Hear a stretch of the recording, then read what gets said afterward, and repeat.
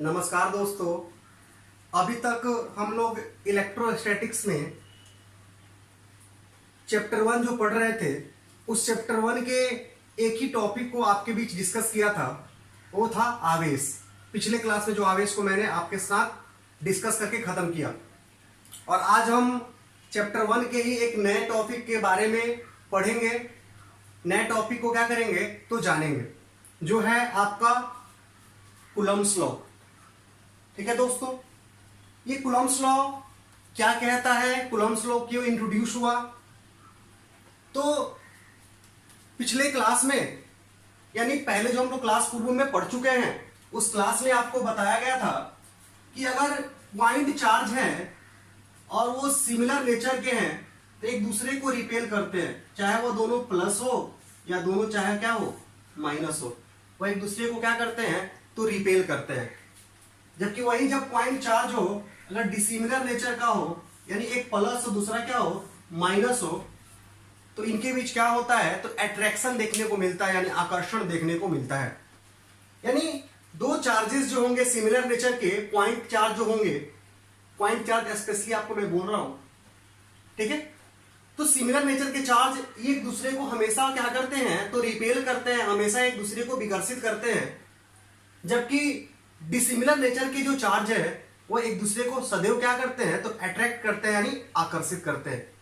तो अगर ये एक दूसरे को रिपेल कर रहा है, ये पॉइंट चार्ज इस पॉइंट चार्ज को रिपेल कर रहा है, ये इस पॉइंट को रिपेल कर रहा है, और ये इस पॉइंट चार्ज को अट्रैक्ट कर रहा है, तो रिपेल और अट्रैक्ट एक दूसरे को कोई कब पर कर पाएगा, जब वह एक दूसरे के ऊपर फोर्स लगाएगा। मैं आपको रिपेल करता हूं, आप हमें रिपेल करते हो, हमें आप विकर्षित करते हो, मैं आपको विकर्षित करता हूं। इसका अभिप्राय है क्या कि हम आप पे फोर्स लगा रहे हैं और आप हमें फोर्स लगा रहे हैं, और वो फोर्स हम एक दूसरे को क्या कर रहा है अलग करने का प्रयास कर रहा है। तो ये रिपल्सन का मतलब हुआ। अट्रैक्शन, एक बॉडी दूसरे बॉडी को अट्रैक्ट कर रहा है, तो वो एक दूसरे के ऊपर फोर्स लगा रहा है, लेकिन वो फोर्स वहां पर क्या कर रहा है, दो बॉडी को एक पास लाना चाह रहा है, समीप लाना चाह रहा है। यानी दो वस्तुओं के बीच अगर आपको अट्रैक्शन और रिपल्सन देखने को अगर मिल रहा है, इसका अभिप्राय यह है कि वह एक दूसरे के ऊपर क्या करते हैं तो फोर्स लगाते हैं। तो जब यह इसको रिपेल कर रहा है, यह इसको रिपेल कर रहा है, और ये एक दूसरे को अट्रैक्ट कर रहा है अगर, तो एक दूसरे पे फोर्स लगा रहे हैं। तो आखिर ये जो फोर्स एक दूसरे पे लगा रहे हैं, इनके फोर्स का मैग्नीट्यूड कितना है। आखिर यह इसके ऊपर अगर फोर्स लगा रहा है और यह इसके ऊपर फोर्स लगा रहा है, तो आखिर ये एक दूसरे के ऊपर कितना फोर्स लगा रहे हैं, इसका वैल्यू क्या होगा। यह एक दूसरे को रिपेल कर रहा है, तो जो फोर्स इसके ऊपर अप्लाई करके एक दूसरे को रिपेल कर रहा है, आखिर इस फोर्स का मैग्नीट्यूड होगा क्या। एक दूसरे को अट्रैक्ट कर रहा है, तो आखिर जब एक दूसरे को अट्रैक्ट कर रहा है तो फोर्स लगा रहा है एक दूसरे के ऊपर, तो उस फोर्स का मैग्नीट्यूड यानी उस फोर्स का परिमाण आखिर होगा क्या। तो इस स्थिति में इनके बीच जो फोर्स लग रहे हैं, उनके मैग्नीट्यूड को फाइंड आउट करने के लिए, उनके परिमाण को फाइंड आउट करने के लिए कूलम्ब साहब ने एक नियम दिया, एक लॉ दिया, ताकि हम इनके बीच लगने वाले फोर्स के मैग्नीट्यूड को क्या कर सके, पता कर सके, इनके बीच लगने वाले फोर्स के वैल्यू को क्या करे तो निकाल सके। ठीक है ना। तो इनके बीच चाहे वो दो पॉइंट चार्ज के बीच अट्रैक्शन की बात हो या दो पॉइंट चार्ज के बीच रिपल्सन की बात हो, उस अट्रैक्शन और रिपल्सन को निकालने के लिए, उनके बीच जो अट्रैक्शन और रिपल्सन का फोर्स हो लगता है, उनको निकालने के लिए कूलम्ब साहब ने एक नियम दिया, जिसे हम कूलम्ब्स का नियम कहते हैं। जिसे हम क्या कहते हैं तो कूलम्ब का नियम कहते हैं। ठीक है ना। मान लिया जाए कि एक पॉइंट चार्ज है, इस पर चार्ज का मान Q1 है और इस पर चार्ज का मान Q2 है। मान मतलब वैल्यू, यानी मैग्नीट्यूड। वही इस पे चार्ज का वैल्यू क्या है Q1 है, इस पर क्या है Q2 है, इस पर Q1 है और इस पर क्या है Q2। हमने मान लिया रैंडम वैल्यू। तो इसके ऊपर Q1 चार्ज, इस पर Q2 चार्ज, इस पर Q1, इस पर Q2, इस पर Q1, इस पर Q2। तो कूलम्ब साहब इनके बीच लगने वाले अट्रैक्शन फोर्स और रिपल्सन फोर्स के वैल्यू को निकालने के लिए जो नियम दिए, उस नियम के अनुसार उनका क्या कहना था कि अगर दो पॉइंट चार्ज है चाहे वो किसी नेचर का हो सकता है दोनों का दोनों प्लस हो सकता है दोनों का दोनों माइनस हो सकता है एक प्लस और एक क्या हो, माइनस हो। तो मैं यहां दूसरा चार्ज भी यहां प्लस लेता हूं, अगर आप चाहोगे तो यहां क्या कर सकते हो, तो माइनस भी दे सकते हो। तो सिंपल सी बात है, अगर दोनों प्लस होगा तो क्या होगा, रिपल्सन होगा, दोनों माइनस होगा तो रिपल्सन होगा, और एक प्लस और एक माइनस होगा तो क्या होगा, इनके बीच अट्रैक्शन होगा। तो ये मैटर नहीं करता है कि हम किस नेचर का चार्ज ले रहे हैं। तो उनके अनुसार अगर दो पॉइंट चार्ज है, उनके ऊपर चार्ज की वैल्यू क्रमशः Q1 और Q2 है, और इनके बीच का डिस्टेंस क्या है, अगर R है, तो इनके बीच जो फोर्स लगता है, कूलम्ब साहब के अनुसार कहना है कि इनके बीच जो फोर्स लगता है वह फोर्स इलेक्ट्रिक फोर्स के नाम से क्या होता है, तो जाना जाता है। ठीक है ना। इनके बीच जो फोर्स लगेगा, चाहे वो अट्रैक्शन का हो चाहे वो रिपल्शन का हो, तो चूंकि ये दोनों का दोनों इलेक्ट्रिक चार्ज है, यानी ये दोनों का दोनों चार्ज है, तो इनके बीच लगने वाला फोर्स को हम क्या करते हैं, तो इलेक्ट्रिक फोर्स के नाम से क्या करते हैं, तो जानते हैं। तो आखिर इस फोर्स की मैग्नीट्यूड क्या होगी, इस फोर्स की वैल्यू क्या होगी जो इनके बीच लग रहा है, उसको निकालने के लिए कूलम्ब साहब के द्वारा नियम दिया गया। और वो नियम क्या कहता है कि इनके बीच जो इलेक्ट्रिक फोर्स लगता है, वह फोर्स जो होता है डायरेक्टली प्रोपोर्शनल होता है इसके ऊपर जो चार्ज का मैग्नीट्यूड है और इसके ऊपर जो चार्ज का मैग्नीट्यूड है उसके प्रोडक्ट के। यानी इनके बीच जो इलेक्ट्रिक फोर्स लगता है वो इलेक्ट्रिक फोर्स इनके ऊपर जो चार्ज का मैग्नीट्यूड है और इनके ऊपर जो चार्ज का मैग्नीट्यूड है उसके प्रोडक्ट के क्या होता है, तो डायरेक्टली प्रोपोर्शनल होता है। ये कूलम्ब्स लॉ का स्टेटमेंट है। तो यहां पर हम जब लिखेंगे तो इनका मैग्नीट्यूड और इनके मैग्नीट्यूड का प्रोडक्ट, ठीक है ना। तो इनका मैग्नीट्यूड मैंने मॉड Q1 से दिखा दिया, इनका मैग्नीट्यूड को मैं क्या करता हूं, मॉड Q2 से दिखा देता हूं। चूंकि यहां ये भी प्लस है, मैं यहां मॉड के अंदर प्लस रखूंगा तो इसकी वैल्यू प्लस ही निकलेगी, और ये भी पॉजिटिव नेचर का है तो यहां भी मॉड के अंदर प्लस रखूंगा तो क्या होगा, प्लस ही निकलेगा। तो यहां मॉड लगाने का मतलब क्या है कि इनका मैग्नीट्यूड, केवल मैग्नीट्यूड, हो सकता है कि ये प्लस हो सकता है ये माइनस हो, ठीक है। तो अगर यहां प्लस हो तो प्लस का मॉड भी क्या होगा, प्लस होगा। यहां माइनस हो तो माइनस का मॉड भी क्या होगा, तो प्लस होगा। मॉड के अंदर माइनस Q2 को रखेंगे तो क्या होगा, ये प्लस होकर के निकलेगा, ठीक है ना। तो केवल हम मैग्नीट्यूड की बात कर रहे हैं, इसलिए ये भी माइनस हो ये भी माइनस हो तो मॉड के भीतर माइनस जाएगा, यहां भी माइनस तो क्या होगा, फिर से वो प्लस। तो यहां पर एक बात ध्यान रखना है कि यहां जो हम प्रोडक्ट लेते हैं, इनके ऊपर जो चार्ज का वैल्यू होता है उसका प्रोडक्ट लेते हैं, यानी इनका ऊपर जो चार्ज का मैग्नीट्यूड है उसका प्रोडक्ट लेते हैं। तो प्रोडक्ट मतलब एक दूसरे को क्या करेंगे, एक दूसरे के साथ मल्टीप्लाई करेंगे, ठीक है। तो ये जो फोर्स होता है, इनके बीच जो इलेक्ट्रिक फोर्स लगता है वो आपको क्या होता है, डायरेक्टली प्रोपोर्शनल होता है इन दोनों चार्जेस के ऊपर जो चार्ज होता है उसके मैग्नीट्यूड के, ठीक है ना। और वही इनवर्सली प्रोपोर्शनल होता है इनके बीच जो दूरी होता है, इनके बीच जो सेपरेशन होता है उसके स्क्वायर के, ठीक है। तो यहां पर कूलम्ब्स लॉ का सिंपल कहना था, कूलम्ब साहब का सिंपल कहना था कि किसी भी दो पॉइंट चार्ज के बीच जो लगने वाला इलेक्ट्रिक फोर्स होता है वह फोर्स डायरेक्टली प्रोपोर्शनल होता है दोनों चार्जेस के ऊपर जो चार्ज का मैग्नीट्यूड होता है उसके प्रोडक्ट के, और वह इनवर्सली प्रोपोर्शनल होता है इन दोनों चार्जेस के बीच जो डिस्टेंस है, जो दूरी है उसके स्क्वायर के, ठीक है। तो यहां पर आप आगे लिखना चाहते हो तो क्या लिख सकते हो, और एक साथ दोनों को कर लेते हैं, directly proportional Q1 into Q2, क्योंकि मॉड Q1 का वैल्यू Q1 होगा, मॉड Q2 का क्या होगा, Q2 होगा, और दोनों प्लस होगा। चाहे इनके बीच हम प्लस रखें या माइनस रखें तो क्या होगा, हमेशा हमको पॉजिटिव वैल्यू ही निकलेगा, क्योंकि हम मॉड ले चुके हैं, ठीक है ना। तो ये हमको मैग्नीट्यूड ही देगा, हमेशा वैल्यू नहीं देगा। इसकी वैल्यू Q1, इसकी क्या हो जाएगी, तो Q2, और एक साथ लिखना है चूंकि ये R स्क्वायर क्या हो जाएगा हमारा, तो नीचे आ जाएगा, ठीक है ना। ओके,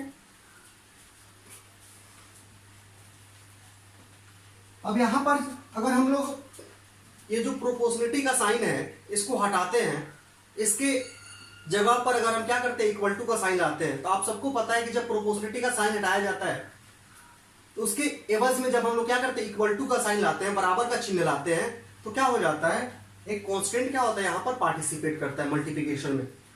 इस वैल्यू के साथ एक कांस्टेंट क्या होता है मल्टीप्लिकेशन में पार्टिसिपेट करता है, ठीक है ना। यहां से अगर हटाएंगे तो क्या होगा हमारे लिए, ये क्या होगा, तो कांस्टेंट पार्टिसिपेट करेगा इनके मैग्नीट्यूड के साथ, ठीक है ना, जो इनके प्रोडक्ट में होगा, ठीक है ना। तो यहां पर एक हटाने पे इक्वल टू का साइन हमने लगाया है, तो क्या हुआ एक कांस्टेंट इन्वॉल्व हुआ और फिर से क्या हो जाएगा Q1 इंटू Q2 बट्टा आर स्क्वायर। और ये जो यहाँ पर K है, इस कांस्टेंट की वैल्यू जो होती है वो होती है आपको 1/4 पाई एप्सिलॉन नॉट की वैल्यू के बराबर। इसको हम एप्सिलॉन नॉट कहते हैं, ठीक है ना। ये जो K होता है इसकी जो वैल्यू होती है वो इनके वैल्यू की क्या होती है बराबर होती है, ठीक है ना। यहाँ पर हम आगे क्या लिख सकते हैं, तो Q1 इंटू Q2 बट्टा आर स्क्वायर, ठीक है। तो यहां से आपको जो फोर्स का एक फॉर्मूला बनकर के निकला वो क्या होगा, तो 1/4 पाई एप्सिलॉन और Q1 इंटू Q2 बट्टा क्या आर स्क्वायर। यहां से हमें क्या हुआ, एक फोर्स का फॉर्मूला प्राप्त हुआ, F is equal to 1/4 pi epsilon naught Q1 into Q2 बटा क्या, तो आर स्क्वायर, ठीक है। इसमें आप लिख सकते हो हेयर F है क्या, तो इलेक्ट्रिक फोर्स,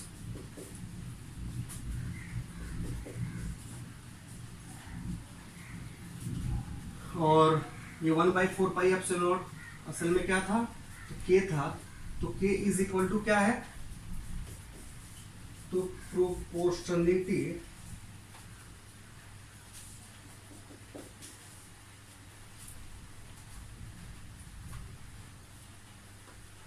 ये प्रोपोर्शनलिटी कांस्टेंट है, ठीक है। और यहां पर जो इसकी वैल्यू होती है वो क्या होती है 1/4 पाई एप्सिलॉन नॉट के वैल्यू के बराबर, ठीक है ना। और ये जो 1/4 पाई एप्सिलॉन नॉट है इसकी वैल्यू क्या होती है, तो होता है आपको 9 इंटू 10 टू दी पावर 9, और आपका यूनिट हो जाएगा न्यूटन मीटर स्क्वायर पर कूलम स्क्वायर, ठीक है। यहां पर F क्या है, तो इस फोर्स के फॉर्मूला में इलेक्ट्रिक फोर्स है, और K क्या है, तो प्रोपोर्शनलिटी कांस्टेंट है, इसकी वैल्यू 1/4 पाई एप्सिलॉन नॉट के वैल्यू के बराबर होती है। और इसकी वैल्यू जब हम निकालते हैं, यहाँ 4 तो है ही है, 1/4 पाई हो जाएगा क्या 22/7, और एप्सिलॉन नॉट की वैल्यू जो होती है 8.85 इंटू 10 टू दी पावर -12, ठीक है। अगर यूनिट लिखना चाहते हैं इसका तो आप यूनिट भी क्या कर सकते हैं, लिख सकते हैं कूलम स्क्वायर पर न्यूटन मीटर स्क्वायर। ये एप्सिलॉन नॉट की वैल्यू होती है, यहां पर एप्सिलॉन नॉट है क्या, मैं इसको लिख देता हूं आगे, ठीक है ना।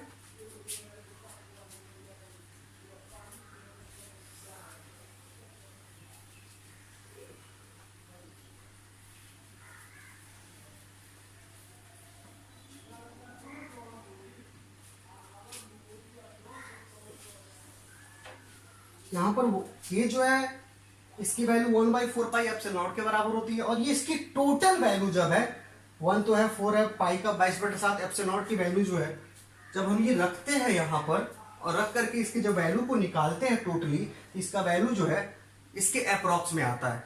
यानी आप चाहो तो इस k का वैल्यू डायरेक्टली क्या याद कर सकते हो कि 9 इंटू 10 टू द पावर 9 होता है, लेकिन इसको तो याद रखना है कि k का वैल्यू जो है इसके वैल्यू के बराबर होता है। यहाँ फॉर्मूला आप याद रखोगे ना, यहाँ 1/4 पाई एप्सिलॉन नॉट आपको इन्वॉल्व होगा जो कि कांस्टेंट था। 1/4 पाई एप्सिलॉन नॉट क्या था, तो कांस्टेंट था। तो इस कांस्टेंट की वैल्यू आखिर क्या होगी, यानी 1/4 पाई एप्सिलॉन नॉट की वैल्यू क्या होगी, क्योंकि कैलकुलेशन जब हम करेंगे इसकी वैल्यू हमको चाहिए, बिना इसकी वैल्यू को नहीं निकाल सकते हम लोग, ठीक है ना। तो जब कैलकुलेशन हम करेंगे फोर्स का दो पॉइंट चार्ज के बीच में, तो यहां पर इसकी वैल्यू हमें क्या होगा पता होना चाहिए, तभी हम क्या कर सकते हैं इस वैल्यू को आगे प्रोसीड कर सकते हैं। तभी तो इसका वैल्यू हम यहां पर क्या रखेंगे 9 × 10⁹, और यहां पर क्या होगा Q1 की वैल्यू और यहाँ पे Q2 की वैल्यू और R की वैल्यू रख करके इसको सॉल्व क्या करेंगे हम, अगर सॉल्व कर लेंगे हमें क्या होगा फोर्स की वैल्यू प्राप्त हो जाएगी, ठीक है ना। तो इसको आपको याद रखना होगा कि 1/4 पे एप्सिलॉन नॉट की वैल्यू क्या होती है, तो 9 × 10⁹ न्यूटन मीटर स्क्वायर पर कूलम स्क्वायर, ठीक है ना। और आगे बढ़ते हैं अगर, तो इस Q1 के बारे में कमेंट करने से पहले क्या करते हैं हम एप्सिलॉन नॉट के बारे में कमेंट करते हैं। यहाँ एप्सिलॉन नॉट है क्या, तो इसको हम लोग कहते हैं परमिटिविटी ऑफ मीडियम, इसको परमिटिविटी ऑफ मीडियम कहा जाता है, यानी माध्यम की विद्युतशीलता कहा जाता है। ये परमिटिविटी ऑफ मीडियम है क्या, मैं जस्ट आपको आगे इसको डिफाइन करूंगा, ठीक है ना। अभी फिलहाल आपको याद रखना है कि एप्सिलॉन नॉट है यहां पर है क्या, तो परमिटिविटी ऑफ मीडियम है फॉर एयर और वैक्यूम। ये जो परमिटिविटी ऑफ मीडियम है किसके लिए है, तो एयर और वैक्यूम के लिए, यानी ये जो एप्सिलॉन नॉट है ये आपको परमिटिविटी ऑफ मीडियम है, ठीक है ना। तो किसके लिए परमिटिविटी ऑफ मीडियम है, तो एयर और वैक्यूम के लिए, ठीक है ना। यानी जो हम यहां पर अभी कैलकुलेशन देख रहे हैं वो किसके लिए है, वो उस स्थिति के लिए है जब ये दोनों चार्ज क्या होंगे, या तो एयर में होंगे या तो क्या होंगे वैक्यूम में होंगे। ये जो फोर्स का फॉर्मूला हम लोग ड्राइव करके लाए हैं, ठीक है ना, तो यहां फोर्स का फॉर्मूला, हम ये फोर्स का फॉर्मूला आपको तभी अप्लाई करेंगे, कहीं पर भी अगर लागू करना हो लगाना हो तो क्या करेंगे इसको वहीं पर लगाएंगे जहां पर दो जो चार्जेज होंगे, चाहे वो एयर में हो या तो क्या हो वैक्यूम में हो। क्योंकि यहां पर जो कांस्टेंट में एप्सिलॉन नॉट इन्वॉल्व है ये क्या है, तो परमिटिविटी ऑफ मीडियम है, किसके लिए, तो एयर और वैक्यूम के लिए, ठीक है ना। तो फिर बात आएगी कि अगर कोई इसके अलावा एयर और वैक्यूम के अलावा अगर कोई मीडियम होगा तो उसके लिए हम कैसे कैलकुलेशन को प्रोसीड करेंगे, कैसे आगे हम क्वेश्चन को बनाएंगे, तो उसके लिए मैं आगे क्या करूंगा आपको फिर से बताऊंगा कि एयर और वैक्यूम के अलावा अगर कोई भी मीडियम इंट्रोड्यूस करता है, हो सकता है कि हम ये क्वेश्चन बोल दे कि ये दो चार्ज जो है ना ये किसी वायली कंटेनर में रखे हुए, कोई तेल का कंटेनर है जिस कंटेनर में एक और Q1 चार्ज है, दूसरी ओर क्या हो Q2 चार्ज है। तो बताइए इनके बीच लगने वाला फोर्स क्या होगा, तो इस स्थिति में इनके बीच लगने वाले फोर्स को निकालने के लिए हम ये डायरेक्टली और फॉर्मूला का इस्तेमाल करेंगे, तो हमारा क्वेश्चन क्या हो जाएगा, तो गलत हो जाएगा। ये हो सकता है कि क्या कर दे, यहां पर कोई मटेरियल इंट्रोड्यूस कर दे इनके बीच में, Q1 और Q2 के बीच में कोई मटेरियल इंट्रोड्यूस कर दे, या लकड़ी का कोई क्या हो प्लेट हो या कोई और प्लेट हो, अब कहे कि इनके और इनके बीच क्या करो, फिर से फोर्स फाइंड आउट करो, तो उसके लिए भी क्या होगा, हमें इस फोर्स के फॉर्मूला को अप्लाई करने से पहले क्या करना पड़ेगा, इसमें कुछ बदलाव करना होगा। हम यहां पर ये फॉर्मूला केवल तभी लगा सकते हैं जब दो चार्जेस के बीच जो मीडियम हो या दो चार्जेस जिस मीडियम में रखे हो वो एयर हो या क्या हो वैक्यूम हो सकता है कि आपको क्या करे, इन दोनों चार्ज के सिस्टम को किसी वाटर के कंटेनर में रख दे, किसी पानी के बर्तन में रख दे, यानी पानी जो चाहे कहीं भरा हुआ है या पानी के बीच रख दे, और आपसे पूछे कि इनके ऊपर चार्ज Q1 है, इनके ऊपर चार्ज Q2 है, इनके बीच की दूरी R है, तो बताइए इनके बीच लगने वाला फोर्स की वैल्यू क्या होगी। तो अगर हम उसको इस फॉर्मूला से फाइंड आउट करने जाएंगे तो क्या होगा, हम उसको फाइंड आउट कर नहीं पाएंगे, क्या हो जाएगा, गलत हो जाएगा। तो फिर उसके लिए कौन सा फॉर्मूला होगा, तो उसके लिए फॉर्मूला कोई स्पेशल नहीं होगा, हम इसी फॉर्मूला में क्या करेंगे, उसको एक थोड़ा सा सुधार कर देंगे हल्का सा, ठीक है ना, और क्या होगा, हम वो फॉर्मूला क्या करेंगे, आपको क्या कर देंगे, अप्लाई करने के लिए दे देंगे कि आप इस फॉर्मूला को अप्लाई कर सकते हो। बस फर्क यहां पर है, ये एप्सिलॉन नॉट जो है एयर और वैक्यूम के लिए यहां पर परमिटिविटी ऑफ मीडियम है, और यहां पर जो एप्सिलॉन का इस्तेमाल होगा, यहां पर जो एप्सिलॉन का इस्तेमाल होगा वो सभी मीडियम के लिए हम क्या करेंगे, आपको इंट्रोड्यूस करेंगे, ठीक है ना। तो फिलहाल आपको ये जो क्वेश्चन हम लोग अभी अगर करेंगे तो किसके लिए करेंगे, इस फॉर्मूला का इस्तेमाल अगर करेंगे तो किसके लिए करेंगे, तो उस चार्ज के सिस्टम के लिए करेंगे जो चार्ज का सिस्टम क्या होगा, या तो एयर में होगा या तो क्या होगा वैक्यूम में होगा। ठीक है ना। और इसकी वैल्यू जो हम वहां पर लिखे थे वो क्या था जी, तो 8.85 इंटू 10⁻⁻12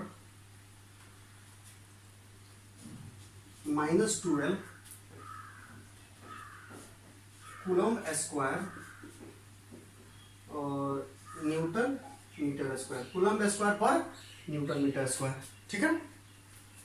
और आगे कोई क्या है, तो ये Q1 है, तो Q1 के बारे में लिख देते हैं, बस ये लिखना हमारा बनता है, यहाँ लिख दिया जाए कि Q1 क्या है। तो Q1 क्या है, तो आप क्या देख रहे हो, तो Q1 जो है charge on first point charge,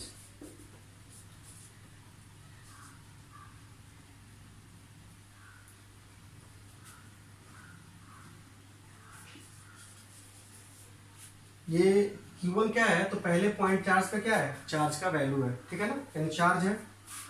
Q2 क्या है, charge on second point charge and lastly R इसमें है क्या, तो R जो है आपका क्या है, तो सेपरेशन बिटवीन 2 पॉइंट चार्ज, यानी 2 पॉइंट चार्ज के बीच का क्या है, तो सेपरेशन है, ठीक है ना, दूरी है। मतलब सिंपल सा बात है जनता, सिंपल सा बात है। क्या बात है जी, कि अगर 2 पॉइंट चार्ज है, ठीक है ना, अगर उनके ऊपर सिमिलर नेचर का चार्ज होगा या डिसिमिलर नेचर का चार्ज होगा, तो वह एक दूसरे के ऊपर इलेक्ट्रिक फोर्स क्या करते हैं, अप्लाई करते हैं, या कह सकते हैं कि एक दूसरे के ऊपर अट्रैक्शन और रिपल्शन का फोर्स क्या करते हैं, तो लगाते हैं, यानी आकर्षण और विकर्षण का बल क्या करते हैं, लगाते हैं। आखिर इन बल की वैल्यू क्या होगी, इन फोर्सेस की वैल्यू क्या होगी, उसको निकालने के लिए कूलम्ब साहब के द्वारा क्या किया गया, एक नियम दिया गया, जिसको हम क्या कहते हैं, कूलम्ब का नियम कहते हैं। और उसके अनुसार, कूलम्ब के नियम के अनुसार 2 पॉइंट चार्ज के बीच में जो इलेक्ट्रिक फोर्स लगता है वो डायरेक्टली प्रोपोर्शनल होता है दोनों पॉइंट चार्ज के ऊपर जो चार्ज का मैग्नीट्यूड है उसके प्रोडक्ट के, और वह इनवर्सली प्रोपोर्शनल होता है उन दोनों चार्जेस के बीच जो सेपरेशन है उसके स्क्वायर के, ठीक है ना। अब इसको एक साथ हम क्या किया है, लिख लिए हैं, ठीक है ना। अब यहां से प्रोपोर्शनली असाइंड क्या होगा, एक कांस्टेंट आ गया है Q1 × Q2 बटा R स्क्वायर, इसकी वैल्यू के बराबर होती है Q1 × Q2 बटा R स्क्वायर। अब मैंने क्या किया, लिख दिया कि F बराबर क्या निकल गया, तो ये निकल के मैंने लिख लिया है, ठीक है। Here F इक्वल टू क्या, इलेक्ट्रिक फोर्स है, K प्रोपोर्शनली कांस्टेंट है, इसकी वैल्यू इसके बराबर होती है, जिसकी वैल्यू इतनी होती है, ठीक है ना। एप्सिलॉन क्या, तो परमिटिविटी ऑफ मीडियम किसके लिए, एयर और वैक्यूम के लिए। इससे ये क्लियर होता है कि ये जो फोर्स का फॉर्मूला है वो तभी लगेगा जब 2 पॉइंट चार्ज जो होंगे या तो एयर में होंगे या तो क्या होंगे, वैक्यूम में होंगे। Q1 क्या है, तो charge on first point charge, यानी पहले पॉइंट चार्ज के ऊपर चार्ज है। Q2 क्या है, charge on second point charge, और R के इनके बीच का सेपरेशन है, ठीक है ना। तो अगर हम अब स्टेटमेंट को लिखना चाहें तो क्या लिख सकते हैं, तो आइए लिखते हैं, ठीक है। स्टेटमेंट हमने नहीं लिखा है, आपको स्टेटमेंट बोला है कूलम्ब साहब का, ठीक है ना। अब उनके स्टेटमेंट को क्या करते हैं, तो राइट डाउन कर लेते हैं, उसको लिख लेते हैं, ठीक है। स्टेटमेंट क्या है कूलम्ब साहब का, तो यहां लिखेंगे हम क्या, according to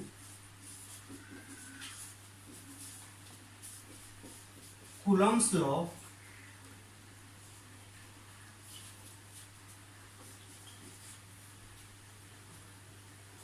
the electric force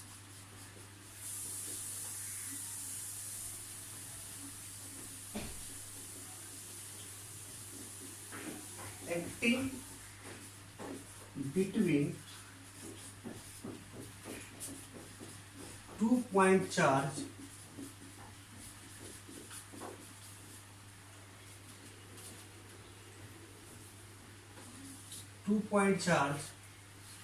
is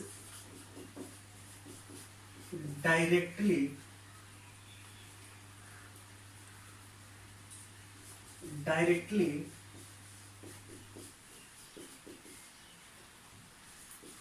proportional to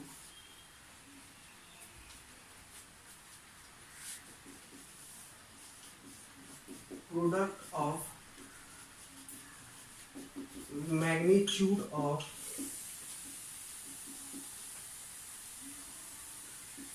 two point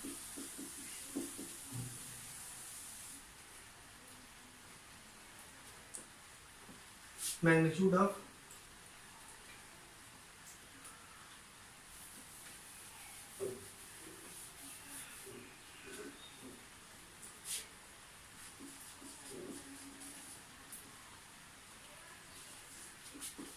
charge on 2 point charge and inversely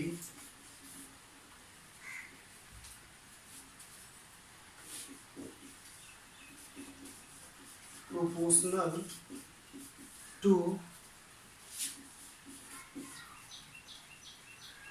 a square of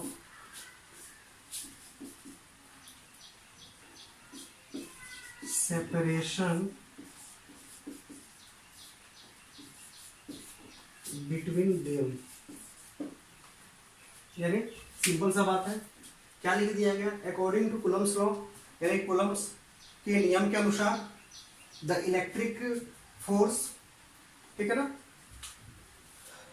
the electric force acting between 2 point charge, यानी 2 पॉइंट चार्ज के बीच जो इलेक्ट्रिक फोर्स लगता है इज डायरेक्टली प्रोपोर्शनल टू, वह अनुपातिक होता है, वो डायरेक्टली प्रोपोर्शनल होता है product of magnitude of charge on 2 point charge, यानी 2 पॉइंट चार्ज के ऊपर जो चार्ज होता है उसके मैग्नीट्यूड के क्या होता है, प्रोडक्ट के क्या होता है, तो डायरेक्टली प्रोपोर्शनल होता है, यानी अनुपातिक होता है, यानी 2 पॉइंट चार्ज के ऊपर जो चार्ज की वैल्यू होती है उसके गुणनफल के क्या होता है, तो अनुपातिक होता है, ठीक है ना, point charge and inversely proportional to a square of separation between them, और वो इनवर्सली प्रोपोर्शनल होता है, यानी व्युत्क्रमानुपाती होता है दोनों के बीच जो डिस्टेंस है उसके क्या, स्क्वायर के, ठीक है ना।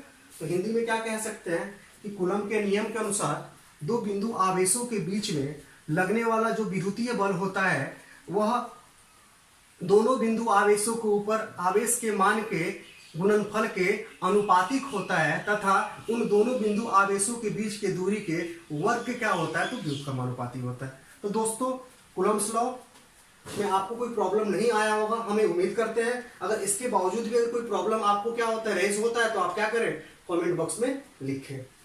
तो ये था कूलम्स लॉ, और मैंने ये जो फॉर्मूला फोर्स का निकाला है 2 पॉइंट चार्ज के बीच का, वह उस स्थिति में फोर्स के फॉर्मूला को निकाला है जब दोनों पॉइंट चार्ज हो, जो दोनों पॉइंट चार्ज हो वो या तो वो एयर में मौजूद हो या तो क्या हो, वो वैक्यूम में मौजूद हो। और फिर रही बात कि एयर और वैक्यूम के अलावा अगर कोई और मीडियम होता है तो उसके लिए हम क्या करेंगे, तो उसको हम आगे क्या करेंगे, आपको बताएंगे, ठीक है ना। तो आगे बढ़ते हैं।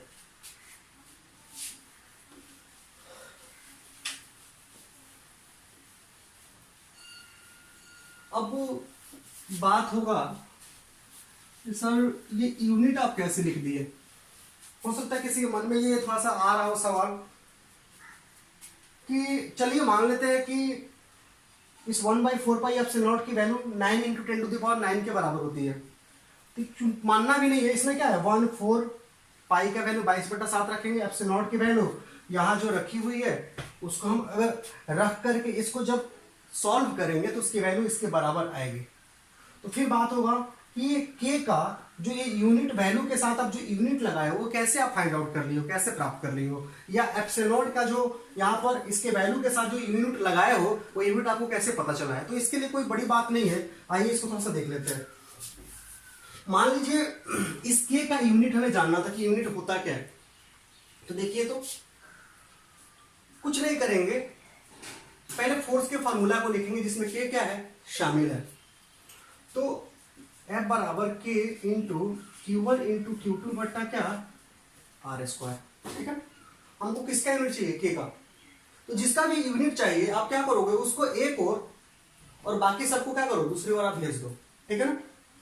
तो K को हम यूनिट निकालना चाहते हैं, K का यूनिट हम निकालना चाहते हैं, तो इसको इसी साइड रखते हैं, बाकी सबको इधर क्या करते हैं, तो शिफ्ट करते हैं।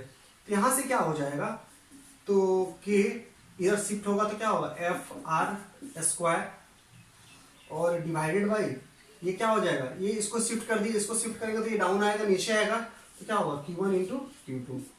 अब यूनिट चाहिए तो कोई बड़ी बात नहीं हमारे लिए, ये फोर्स है तो इसका यूनिट क्या होगा न्यूटन। ये आर क्या है डिस्टेंस है, दूरी है, उसका क्या होगा मीटर, तो इसका स्क्वायर तो क्या होगा आपको मीटर स्क्वायर या न्यूटन मीटर स्क्वायर। और नीचे क्या है, ये भी चार्ज है ये भी चार्ज है, तो चार्ज का यूनिट आपको बताया गया कि क्या होता है, तो कूलम होता है, और इसका भी कूलम, जब कूलम इंटू कूलम क्या होगा तो कूलम का स्क्वायर। और जो ये का यूनिट हम यहाँ पर लाया है न्यूटन मीटर स्क्वायर पर कूलम स्क्वायर। अब इसमें कोई आपको डाउट नहीं होनी चाहिए, ठीक है ना। अब एप्सिलॉन नॉट का यूनिट हमें चाहिए, तो फिर से वही कहानी कि उस फार्मूला को लिखेंगे, फोर्स के फार्मूला को, जिसमें क्या होगा एप्सिलॉन नॉट क्या होगा इन्वॉल्व होगा, ठीक है ना। तो यहाँ से 1/4 pi epsilon naught Q1 into Q2 बटा आर स्क्वायर। अब क्या करेंगे, एप्सिलॉन नॉट का चाहिए यूनिट, एसआई यूनिट, तो क्या करेंगे इसको हम इधर क्या कर देंगे तो शिफ्ट करेंगे, क्योंकि एक साइड इसको करना पड़ेगा, इसको चलिए शिफ्ट कर देते हैं। तो क्या हो जाएगा एप्सिलॉन नॉट 1/4 पाई एफ को इसके जगह पे ला लेते हैं, और ये Q1 इंटू Q2 बटा क्या हो जाएगा तो आर स्क्वायर।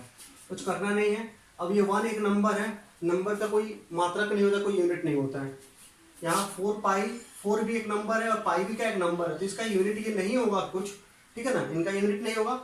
अब क्या होंगे ऊपर में चार्ज, ये भी चार्ज, जो चार्ज का चार्ज मल्टीप्लाई होगा तो इसका भी कूलम, इसका भी कूलम क्या होगा तो कूलम स्क्वायर डिवाइडेड बाई नीचे में क्या है एफ है फोर्स, तो फोर्स का क्या हो जाएगा न्यूटन, और इसका क्या होगा डिस्टेंस का क्या होता है मीटर, तो मीटर स्क्वायर से क्या होगा मीटर स्क्वायर लगा देंगे, तो क्या हो जाएगा कूलम स्क्वायर पर न्यूटन मीटर स्क्वायर। ये क्या हो गया आपका एप्सिलॉन नॉट का हो गया, ठीक है दोस्तों। तो इनके यूनिट में आपको कोई प्रॉब्लम नहीं आया, ठीक है ना। कभी कभी क्या होता है कि आपको इसका डायमेंशन फार्मूला पूछता है कि बताइए एप्सिलॉन नॉट का डायमेंशनल फार्मूला क्या होगा, ठीक है ना। आपको एससी वर्मा का अगर बुक देखे होंगे आप, तो एससी वर्मा के बुक में जो पहला क्वेश्चन है वो यही है कि what is the dimension formula of epsilon not, यानी एप्सिलॉन नॉट का डायमेंशन फार्मूला क्या होता है, ठीक है ना। तो क्या है जी इसका आपको एप्सिलॉन नॉट का डायमेंशन फार्मूला, तो डायमेंशन फार्मूला हो या ऐसा यूनिट हो, इसको निकालने के लिए आपको थोड़ा भी टेंशन नहीं लेना है, इसको रटना भी नहीं है, ये फ्री का नंबर होता है, इसको निकाल लीजिए, उसको आप प्राप्त कर लीजिए। कैसे फ्री का नंबर प्राप्त कर ले, तो देखिए ऐसा यूनिट निकालने में कोई प्रॉब्लम आपको ही तो नहीं हुई। अब क्या निकाला डायमेंशन फार्मूला, तो देखिए उसको कैसे निकाल लेते हैं। फिर से वही कहानी, जिसका भी डायमेंशन फार्मूला निकालना होगा उसको क्या करेंगे हम एक और कर देंगे, बाकी सबको क्या कर देंगे हम दूसरे और कर देंगे, ठीक है ना। तो आइए देखते हैं। तो वो मान लीजिए पहले इस के का निकालते हैं डायमेंशन फार्मूला, तो डायमेंशन फार्मूला निकालने के लिए हम क्या के को अलग कर लिया। अब चलते हैं बाकी सबके बारे में चर्चा करते हैं। तो यहां पर क्या होगा,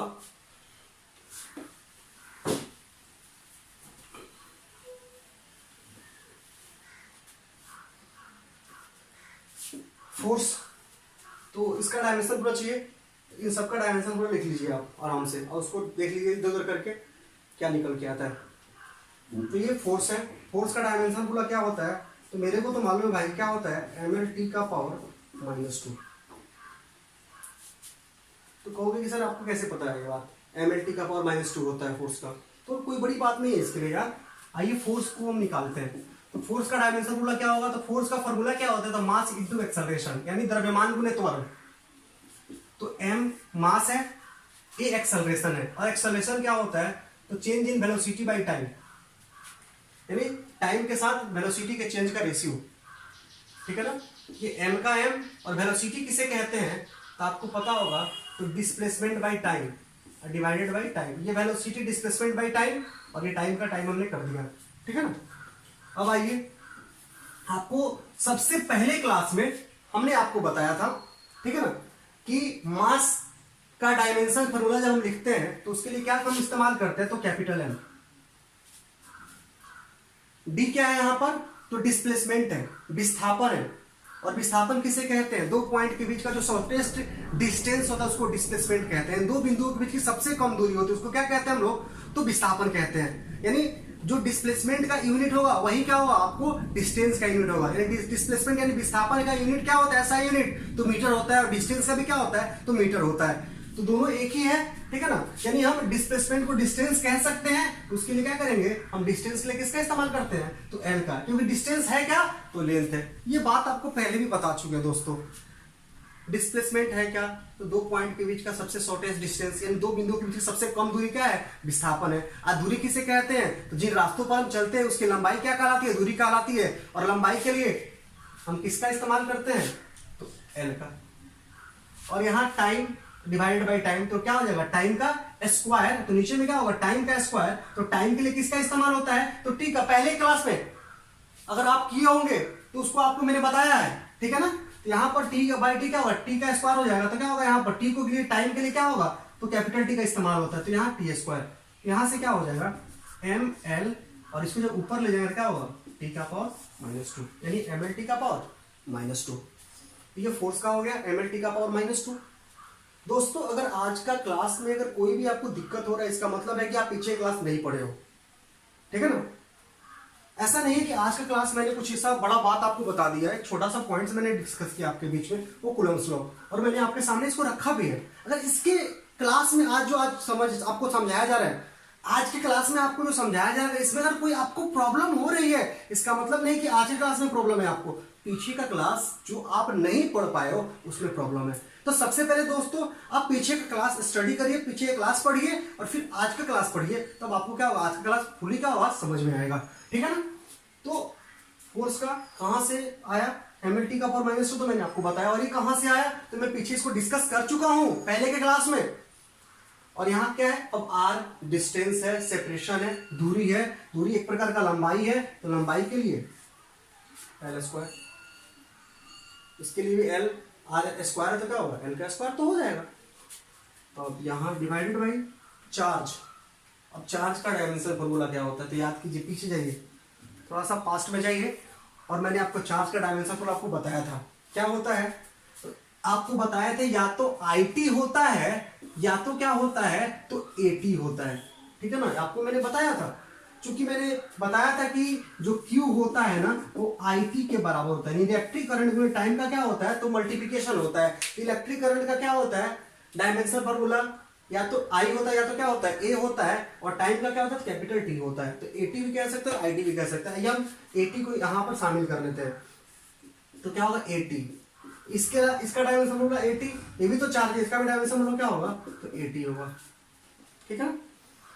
और यहां से क्या हो जाएगा दोस्तों, तो m l का पावर 3, t यहां, तो t का स्क्वायर नीचे, t का पावर -2 ऊपर है, तो ये जब इसको ऊपर शिफ्ट करेंगे तो क्या हो जाएगा, t का पावर -2, और t का पावर -2 क्या होगा, t का पावर -4, और यहाँ a और यहाँ a का स्क्वायर जब उसको ऊपर शिफ्ट करेंगे तो क्या होगा, a का पावर -2। और ये क्या होगा, डायमेंशन फॉर्मूला होगा किसका, तो आप ये जो प्रोपोर्शनलिटी कांस्टेंट देख रहे हैं 1/4πε0, इसका क्या होगा, तो डायमेंशन फॉर्मूला होगा। तो आपसे पूछ सकता है कि इलेक्ट्रिक फोर्स में जो प्रोपोर्शनलिटी कांस्टेंट क्या होता है, इन्वॉल्व होता है, यानी 1/4πε0 जो इन्वॉल्व होता है, इसका डायमेंशन फॉर्मूला क्या होता है, तो आप क्या बोल सकते हो, m l का पावर 3, t का पावर -4, और a का पावर क्या -2। अब किसका चाहिए, एप्सिलॉन का, क्योंकि इस क्वेश्चन को पूछ चुका है SC वर्मा का। आप पहला नंबर क्वेश्चन देखो तो इसमें पूछा होगा इस क्वेश्चन को, ठीक है ना। ये इसका आंसर करने के लिए हमसे पूछा है, तो आइए इसको देखते हैं कि एप्सिलॉन का डायमेंशन फॉर्मूला क्या होगा, ठीक है ना। तो फिर से वही कहानी आगे बढ़ते हैं कि एप्सिलॉन का चाहिए, तो एप्सिलॉन को क्या करना पड़ेगा आपको, तो अलग लिखना पड़ेगा। तो एप्सिलॉन को हम लोग अलग करके लाए थे, क्या आया था, 1/4π एप्सिलॉन और Q1 × Q2 बट्टा क्या, तो R²। अब ये 1 नंबर है, नंबर का डायमेंशन फॉर्मूला नहीं होता है, क्योंकि डायमेंशन फॉर्मूला उसका होता है जो क्या होता है, फिजिकल क्वांटिटी होता है, ठीक है ना। तो फिजिकल क्वांटिटी हम किसे कहते हैं, तो जिसको मेजर कर सकते हैं, ठीक है, जिसको माप या तोल सकते हैं, वो फिजिकल क्वांटिटी है। तो ये नंबर मेजरेबल नहीं होता, इसको माप या तोल हम लोग नहीं सकते, इसलिए इसका डायमेंशन फॉर्मूला नहीं होगा। ये भी 4 एक नंबर, इसका भी नहीं होगा। पाई क्या 22/7, इसका भी नहीं होगा। अब बचता है जो है उसको लिखते हैं, और ये यहाँ पर क्या होगा, एफ ना होगा, यहाँ पर एफ है, देखिए। तो यहाँ पर ये नंबर है, ये नंबर है, और ये भी नंबर है, तो इसका तो हटा दीजिए, बचता है उसका लिखिए। चार्ज ऊपर है तो 80, चार्ज यहाँ भी है तो इसका भी क्या होगा 80। नीचे ये खत्म हो गया फोर्स का, mlt का पावर -2, ठीक है ना। और आपको डिस्टेंस का l², तो a का स्क्वायर हो जाएगा ऊपर में, नीचे में ऊपर हो जाएगा t², नीचे में m का पावर यहाँ पे 1 हो जाएगा, और l का पावर 2, l का पावर 1 क्या होगा एल का पावर 3 और टी का पावर -2, सबको ऊपर शिफ्ट कीजिए तो क्या हो जाएगा, m का पावर -1, l का पावर -3, t का पावर +4 और a का पावर +2। और ये क्या होगा आपका डायमेंशन फॉर्मूला, तो एप्सिलॉन नॉट का होगा। कोई दिक्कत किसी को? सिंपल सा बात है यार, डायमेंशन फॉर्मूला निकालना, SI यूनिट निकालना, सोचना ही नहीं, समझ में आ रहा है ना। आराम से उसको एक साइड कीजिए, इसको निकालना है, और बाकी सब जो दूसरे साइड बच रहा है उसको क्या कीजिए, वहां पर एक यूनिट निकाला, सबका यूनिट रख दीजिए, अपने आप जिसका निकालना चाहते हैं उसका निकल जाएगा। डायमेंशन फॉर्मूला निकालना चाहते हैं तो क्या कीजिए, एक साइड का निकालना है, दूसरे साइड को क्या करना, सबका डायमेंशन फॉर्मूला रख देंगे, क्या होगा अपने आप जिसका निकालना चाहते उसका क्या होगा, डायमेंशन फॉर्मूला भी निकल जाएगा। ठीक है दोस्तों, कूलम्ब्स लॉ जो लिखा हुआ था, इसमें लिखा हुआ था कि according to Coulomb's law the electric force acting between 2 point charge, क्या है जिक्र किया गया था उसमें, यानी इलेक्ट्रिक फोर्स लगता है किसके बीच में, 2 पॉइंट चार्ज के बीच में। यहां केवल चार्ज का ही जिक्र नहीं हुआ है, यहां पर पॉइंट चार्ज का जिक्र हुआ है कि 2 पॉइंट चार्ज के बीच जो लगने वाला इलेक्ट्रिक फोर्स होता है उसके बारे में ये बातें कही गई थी, केवल चार्ज के बारे में नहीं कही गई थी। तो क्या ये जो हम फोर्स का फॉर्मूला पढ़े हैं, क्या उन बॉडी के लिए भी अप्लीकेबल होगा जिन बॉडी के ऊपर चार्ज Q1 तो होंगे, चार्ज Q2 तो होंगे, इनके बीच का सेपरेशन R तो होगा, लेकिन ये पॉइंट ऑब्जेक्ट नहीं होंगे, पॉइंट चार्ज नहीं होंगे। क्या अगर ये पॉइंट चार्ज नहीं होंगे तो उनके लिए भी क्या हम ये जो फोर्स का फॉर्मूला ड्राइव किए हैं, क्या यहां पे डायरेक्टली लगा सकते हैं? तो दोस्तों नहीं लगा सकते। ये फॉर्मूला जो हम निकाले हैं उन चार्जों के लिए निकाले हैं जो चार्ज आकार में क्या होते हैं, बहुत ही छोटे होते हैं, अर्थात पॉइंट आकार के होते हैं। ठीक है ना। वैसे चार्ज के लिए हम ये फोर्स का फॉर्मूला डायरेक्टली अप्लाई नहीं करेंगे। जो चार्ज क्या होंगे आकार में, पॉइंट आकार से क्या होंगे, बड़े होंगे। ठीक है ना। पॉइंट बॉडी से क्या होंगे, बड़े होंगे। उसके लिए डायरेक्टली हम लोग ये फोर्स का फॉर्मूला अप्लाई नहीं कर सकते हैं। ये जो फॉर्मूला हम लोग कूलम्ब्स लॉ के द्वारा निकाले हैं, ये उन्हीं चार्जेस के लिए अप्लाई होंगे जो क्या होंगे, आकार में अत्यंत छोटे होंगे, सूक्ष्म होंगे, अर्थात पॉइंट आकार के होंगे। ठीक है ना। फिर जब बात है कि तो फिर इनके लिए हम किस फॉर्मूले का इस्तेमाल करेंगे, तो इन्हीं का इस्तेमाल करेंगे, लेकिन इसमें कुछ क्या करेंगे, हम मॉडिफाई करेंगे। ठीक है ना। तो आज का क्लास हम लोग क्या करते हैं, इतना ही रहने देते हैं। अगले क्लास में हम लोग इस कूलम्ब्स लॉ से रिलेटेड जो भी छोटे छोटे पॉइंट्स होंगे उसको क्या करेंगे, हम आपके सामने इंट्रोड्यूस करेंगे, हम लोग पढ़ेंगे। ठीक है ना। और देन आफ्टर उसके बाद अगला क्लास जो होगा, हम लोग कूलम्ब्स लॉ पे जितने भी न्यूमेरिकल्स आधारित होंगे, जितने भी प्रश्न आ सकते हैं, जितने भी तरह के प्रश्न पूछे जाते हैं, उन सब के बारे में विस्तार से क्या करेंगे, आपके साथ डिस्कस करेंगे। और एक बात आपको मैं बता दूं, पहले पूर्व में आप न्यूमेरिकल बनाए हो चाहे नहीं बनाए हो सकता है कि आप न्यूमेरिकल बनाने बैठते होंगे पहले और आपसे बनता नहीं होगा। आपको डर लगता होगा कोई भी न्यूमेरिकल अटेम्प्ट करने से पहले कि हम न्यूमेरिकल अटेम्प्ट नहीं कर सकते हैं, हमसे जो बनाया जाएगा वो क्या होगा, गलत हो जाएगा। और इस डर के मारे हम न्यूमेरिकल नहीं बनाते थे। और कुछ लोग न्यूमेरिकल ऐसे भी बनाते होंगे कि क्या करते होंगे, कोई भी बुक लिए होंगे और वो क्या किए होंगे, उसके एग्जाम्पल के क्वेश्चंस को पढ़ते होंगे और उसको सॉल्व करने का प्रयास करते होंगे। नहीं सॉल्व होता होगा तो एग्जाम्पल के आंसर को क्या करते होंगे, देख करके प्रिंट आउट कर लेते होंगे। तो दोस्तों, आप पहले न्यूमेरिकल अगर बनाना जानते हो पहले से तो बहुत अच्छी बात है। अगर न्यूमेरिकल बनाने आपको नहीं आता है तो मैं आपको इंश्योर करना चाहता हूं कि जब मैं न्यूमेरिकल क्लास इस पर लेकर के आऊंगा, अगर क्लास आप कंटिन्यू करते रहोगे, पीछे क्लास भी कंटिन्यू रखना है, आगे का भी क्लास कंटिन्यू रखते हो, तो मैं आपसे वादा करता हूं कि कोई ऐसा स्टूडेंट नहीं होगा, कोई भी ऐसे लोग नहीं होंगे जो हमें ये कंप्लेन कि हमको न्यूमेरिकल बनाने नहीं आ रहा है। जब न्यूमेरिकल क्लास स्टार्ट करूंगा तो आपके सामने न्यूमेरिकल को बहुना साबित कर दूंगा। न्यूमेरिकल जो है ना, सबसे आसान पार्ट है फिजिक्स का, लेकिन ये न्यूमेरिकल बहुत बच्चों को नहीं आता है, बहुतों को प्रॉब्लम होता है, न्यूमेरिकल हमसे बनता नहीं है। अब बहुत लोग बनाते भी है, तो मैंने आपको बताया कि एग्जाम्पल खोलते किताब का, नहीं बनता है तो प्रिंट आउट क्या करते, उसका आंसर कर लेते, कहते हैं हमसे बन गया। तो दोस्तों, न्यूमेरिकल ऐसे नहीं बनाते कि आप एक क्वेश्चन देखो, उसका आंसर भी देखकर क्या करो, प्रिंट आउट कर लो, कहो कि हमको समझ में आ गया, चलो भाई न्यूमेरिकल बनाने हमको आ गया। ठीक है ना। तो ये न्यूमेरिकल बनाने का सही तरीका नहीं है। हाँ, न्यूमेरिकल बना रहे हैं तो आप उस क्वेश्चन को अटेम्प्ट करो, कोई भी क्वेश्चन हो, कोई भी नया क्वेश्चन हो, किसी भी बुक का हो, किसी भी कॉम्पिटिटिव एग्जाम का हो, उसको हम सॉल्व कैसे करेंगे, उसको सही तरीका से सॉल्व करो। अब ऐसा नहीं कि देख के हमको डर जाना है कि हमसे ना होगा, पहले तो नहीं किया, आज हमसे एक न्यूमेरिकल कैसे बनने लगेगा, तो बनेगा। मैं कह रहा हूं ना, पीछे का क्लास आप कंटिन्यू रखो, आगे का न्यूमेरिकल क्लास मैं आपके सामने लेके आऊंगा।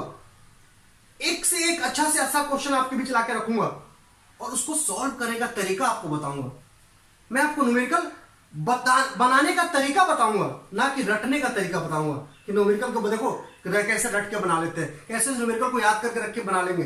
तो ऐसा नहीं होगा। आपको मैं तरीका बताऊंगा कि किन तरीकों का इस्तेमाल करके किसी भी न्यूमेरिकल क्वेश्चन को हम सॉल्व कर पाएंगे। समझ में आ रहा ना? तो न्यूमेरिकल को मैं आपके सामने बोना बना दूंगा, बशर्ते यार मेरा एक आपसे रिक्वेस्ट है कि जो भी पीछे का क्लास है उसको आप क्लियर करो, आगे का क्लास भी क्लियर करो, क्योंकि न्यूमेरिकल आपसे दोस्तों तभी बनेगा जब आप थ्योरेटिकली क्या होंगे, करेक्ट होंगे। थ्योरेटिकली क्या होंगे, आपका क्लियर होंगे। ठीक है ना? जब तक आप थ्योरेटिकली क्लियर नहीं होते हैं, जब तक थ्योरेटिकली करेक्ट नहीं होते हैं, जब तक थ्योरी अच्छे से नहीं पढ़ते हैं, तब तक आपको क्या होगा, आपसे न्यूमेरिकल नहीं बनेगा। ठीक है दोस्तों, अगर आप न्यूमेरिकल के साथ खेलना चाहते हैं तो बस इंतजार कीजिए, एक क्लास के बाद हम न्यूमेरिकल को आपके बीच क्या करेंगे, तो लाएंगे। ठीक है ना? तो आपको अगर न्यूमेरिकल से प्यार है सच में, तो क्या कीजिए, आप पीछे क्लास को क्लियर कीजिए और आगे क्लास को क्या कीजिए, कंटिन्यू कीजिए। ठीक है ना? और ये भूल जाइए कि हमें न्यूमेरिकल बनाने नहीं आता है। आता है पहले से तो बहुत बढ़िया चीज है, अगर नहीं आता है तो क्या है, डरना नहीं है। ठीक है ना? इंतजार कीजिए अगले क्लास का, जब आपके बीच क्या होगा, न्यूमेरिकल क्लास में क्या करूंगा, तो लाऊंगा। ठीक है ना? तो पहले से क्या है आपको प्रॉब्लम न्यूमेरिकल को लेकर के, कैसे आप बनाते हो, कैसे आप क्या किए हो आज तक, हम उसको लेकर के नहीं आपसे बात करेंगे। हम आगे आपको कैसे न्यूमेरिकल को सिखा पाए उसके बारे में क्या करेंगे, हम आपसे बात करेंगे। ठीक है दोस्तों, तो आज के लिए इतना ही।